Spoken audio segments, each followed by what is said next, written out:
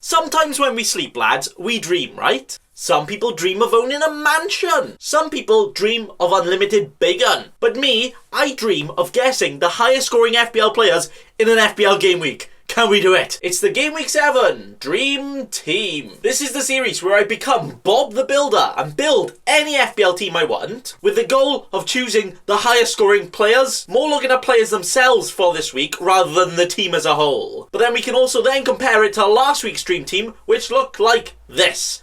And whoa, hang on chaps, we actually have quite a low score here, with the lowest Dream Team score from a game week we've seen so far, with only 115 points. I mean, okay, yeah, it's still quite a lot of points, right? But that means, without chips and without a captain, this is the maximum amount of points you could have achieved this week.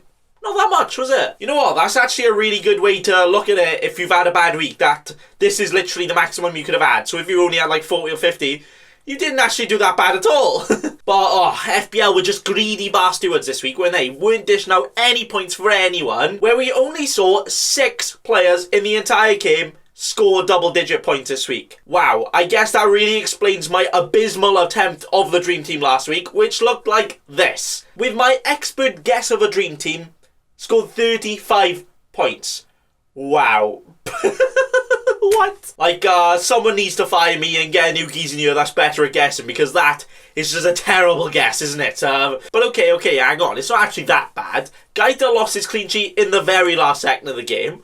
Robertson lost his clean sheet from a very terrible VAR penalty, and Salah also lost his goal from a VAR offside, and Semedo also lost his clean sheet very late on too. But yeah, okay, it was really a terrible attempt, so let's move on very quickly, yes, to the Gameweek 7 Dream Team, starting with Rui Pedro dos Santos Patricio, or just for the Wolves fans out there, that Portuguese goalkeeper. But Patricio has kept the joint most amount of clean sheets out of any keeper so far in the league so far, with a whole 3 to his name, and also has made some very crucial saves in the process in the grind for them points. Wolves also have one of the best defences in the league, where they rarely concede too many goals too, where in the last 3 games they've only conceded 1 goal, which was a Jeremy Lynch-inspired top bins free kick. But this week, the Wolves will be trying to hunt down the poor Palace and stop them from getting any action at all, blocking them out to try and keep their sheets just as clean as a fresh new bed. Where if they manage to contain Zaha and lock him down, maybe even snap him, why not? That'll work. I think they will do it and keep that clean sheet, making Patricio my dreamy dream boy goal stopper this week, as in FPL, he is definitely a keeper, aye.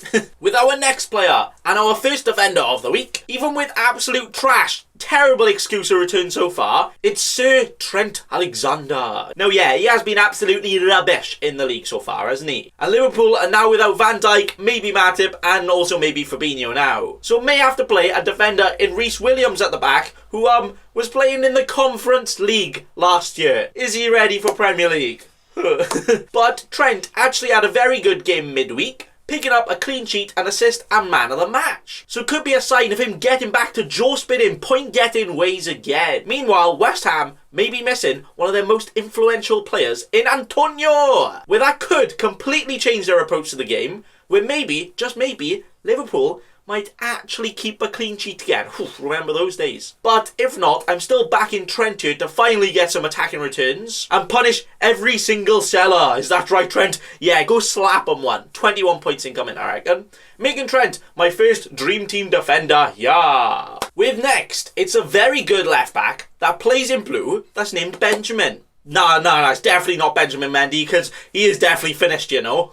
But it's Ben Chilwell, and I bet all of his owners in FPL definitely will be chilling well this week, where he plays Burnley, who are a Burnley team that don't concede too many goals, but this season they've only scored a total of 3 goals themselves. 3 golassos in 5 games. Terrible behaviour if you ask me. So unless Kepa decides to become the best keeper in the world again and actually start the game, I don't think Burnley will score here. I mean, they might, but there's definitely more chance that they might not. With Chilwell here, already has 1 goal and 2 assists in just the 3 games he's played this season, meaning he probably has like the most points for a defender per 90 minutes or per games played. I can't be bothered to work out the maths, to be honest, but probably true, innit? But Chilwell to get a clean sheet here and maybe an attack in return to get all of the points in the bag to make him our second Dream Team defender. With our last defender to finish off our dream and protect the back line, it's João Cancelo. Or for you Portugueses out there, it's João Pedro Caveso Cancelo. Why do they have like 7 names? Like if I go and live in Portugal, can I change my name to something like Nathan Bacon, but only lightly slizzled bacon in a sandwich, preferably toasted, maybe with a bit of barbecue sauce bacon FC? Yeah, sounds good to me. But if Cancelo plays, a big if, you know, with Pep, I think he will actually be one of the highest scoring players of the week. Not just defenders, entire players. As if you know ball and if you've watched him, you know, he's quite good. Where he's a very good attacking right back. That's so good. Pep has even been playing at a left back to ensure he always plays. But so far this season, in his first 2 games in the league, he's picked up a clean sheet with all the bonus points, and then an assist in the other one. In 2 games, they're also quite tough too. So this week, against Sheffield United, the team that kind of have spent like 40 million on their attack since last year, but still choose to play Billy Sharp up front, I think it's a guaranteed clean sheet, no possibility of failure, as well as a potential attacking return too. But if he don't start, I'll be the one attacking Pep for ruining my dream. With next, it's our sexy ginger lad, Kevin De Bruyne! Now, like, come on. Best player in the league, even when he's not fully fit. And although he hasn't really quite tickled our pickle just so far this season, you know, not getting that many points, I think he is finally ready to go at it again. We're midweek in the Champo League. He started, got 2 assists, and definitely a man of the match performance. See lads, Kev is just the best. But just like Cancelo, he plays against a Sheffield United team that, okay, yeah, don't usually concede too many goals, but I got a feeling Man City are really going to turn on their engine this time, finally getting into second gear again, and getting quite a few this week, with our main man, De Bruyne, being the guy to make that magic happen, making him our first midfielder to dream about. With next, the top scorer in FPL so far. It's Go On My Son! He has the very nice total tally of 69 points so far, ooh la la, with just the 8 goals in 6 games, as well as 2 assists, where he's also picked up the most bonus points out of any player so far. So top scorer, top points achiever, top bonus grabber. Are you really gonna bet against him here? When Spursy also have one of the easiest fixtures of the week, where they play Brighton. Now Brighton's football is in fact very bright, but they just still somehow don't win games, and they usually concede quite a few as well. So although I don't think it'll be a stroll in the park for Spurs and Son, I think it'll probably be like a walk down the road instead, and still not too difficult for them. Where could we see Son getting another goal? We don't know. We will have to wait and see, which is why he is our next midfielder here in our dreamy dream team. With our penultimate choice for the middle line is Marcus Rashford. Oh, what a guy he is. Doing absolutely wonderful stuff off the pitch. But you know what? He's not too bad on it, is he? But the reason why he's a player here to lead us to victory is because he might be leading Man United to victory here, whilst he could also be leading their line and playing as a striker again. Now, yeah, they do have other options like Cavani and the Don Igalo himself to play up front. But with Martial still suspended and the other 2 not quite up to speed yet, I reckon Rashford probably will play as a striker again. And I mean, even if he doesn't, he can still score anyway, can he?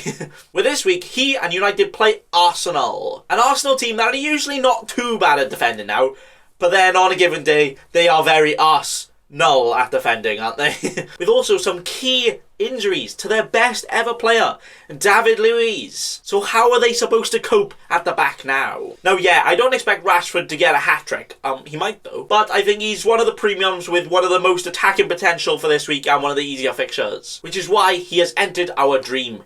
Yeah.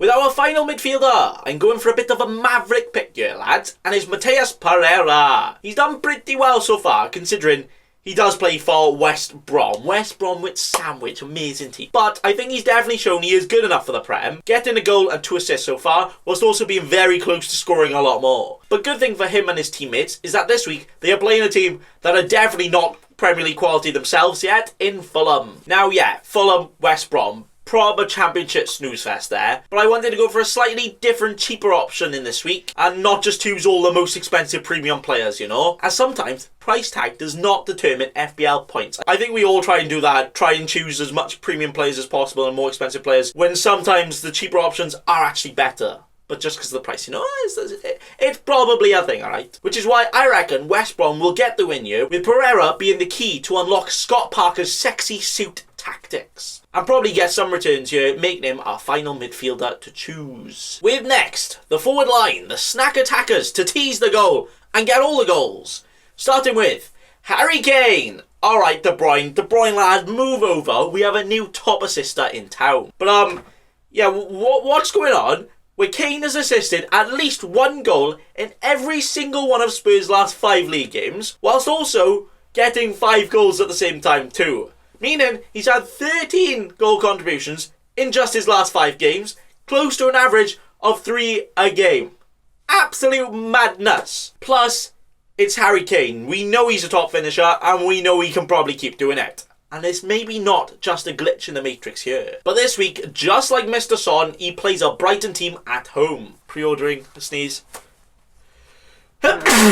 Bless you. I'm not sure if we're going to quite see a 6-1 spanking here again, as Brighton have some defenders that are quite good and not quite Harry Maguire level. But I do still think Kane and Son will get a few returns here. They now have the depth for these guys to have a nice chill out and a rest midweek, and not worry about the Europa League, as they can just play their BE team. Meaning Kane and Spursy will be ready this week, which is why both of them are players to dream about. With next, I'm not too sure who to go for here, lads, to be honest, for the rest of the team. So I'm just going to carry on going for some very maverick and very risky options. But good thing it's not my actual team, right? And that first one here is Callum Wilson. Now, Wilson has actually done very well this season, getting 4 goals and 2 assists in 6 games. 1 of something a game, not bad, right? So he probably will eventually go on his normal 10-game run without getting anything, but for now, that's not quite happening. With this week, he plays Everton. Yeah, an Everton team that are quite good now, and probably just still going to go on to win the league, yeah? Brushing away all the competition and beating everyone.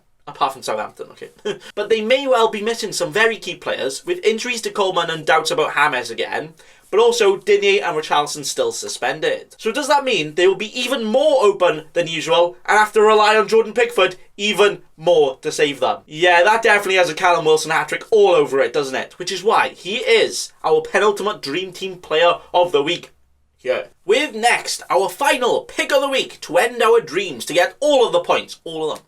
It's Ollie Watkins. Now, yeah, he kind of hasn't had a single goal contribution since the hat-trick he got against Liverpool, but this week, he and Villa play Southampton. A Southampton team that actually defend very much like Liverpool, with a very high line, something that Villa have shown they're quite good at breaking and score, just like they did at Liverpool. But no, I don't think it's going to be a 7-2 again, and I do actually think Southampton are going to get the win. But I can see Watkins here going under the radar, and a player that I think is more likely to score this week, making him our final forward and our final player of the week to get every single FPL point so we can finally achieve the dream team. No, but just imagine I managed to guess every single player right. I don't think that will ever happen, but just imagine, that would be amazing.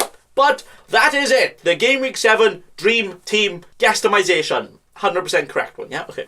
And yeah, it does kind of turn out that trying to guess these things and choosing the most informed players with the best fixtures and considering everything like injuries and everything still is very hard to guess a team every week. But I think that just goes to show us the best team on paper, the best players on paper with the best fixtures doesn't always get us the most FPL points. So I think it is just a reminder, just be patient with the players you have and don't always try and chuck out players for what looks like better options but could have just been a one-off game. And most importantly, just have some fun, yeah? FPL is supposed to be fun. And that is all. Thanks for watching, and remember...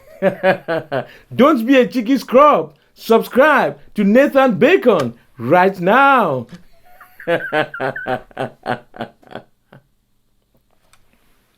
Don't let your memes be dreams.